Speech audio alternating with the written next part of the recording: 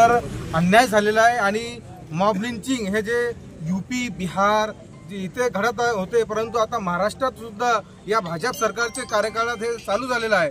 तरी मी शासनास विनंती करतो आणि पोलीस प्रशासनास विनंती करतो की आमचे अल्पसंख्याक समुदायावर जे हे हल्ले बजरंग दलच्या वतीने किंवा कोणत्याही संघटनेच्या वतीने जे होत आहे आणि एक एक करून हजारो मुस्लिमांची हे निर्गुण हत्या करत आहे, तर शासनाने याकडे लक्ष द्यायची गरज आहे।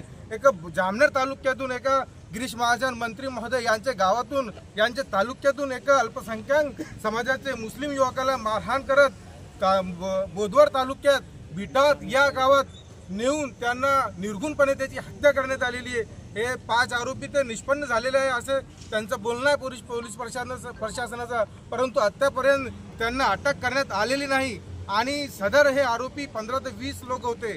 त्यांनी या पोराला मारहाण केली, त्याची हत्या करून त्याच्या घरचे आई वडिलांना सुद्धा मारहाण केली आणि ते बिटावत गावात हे पूर्ण हिंदू बहुसंख्याक गाव असून तिथे हे 2-4 लोक मुस्लिमांचे घर आहे आणि तिथे त्यांना धमकी दिली की जर आमच्या विरोधात तक्रार केली तर तुम्हाला पण जीवाने मारण्यात येईल। अशा प्रकारे एका प्रकारे मुस्लिम समुदायावर हे अल्पसंख्याक समाजावर अन्याय होत आहे।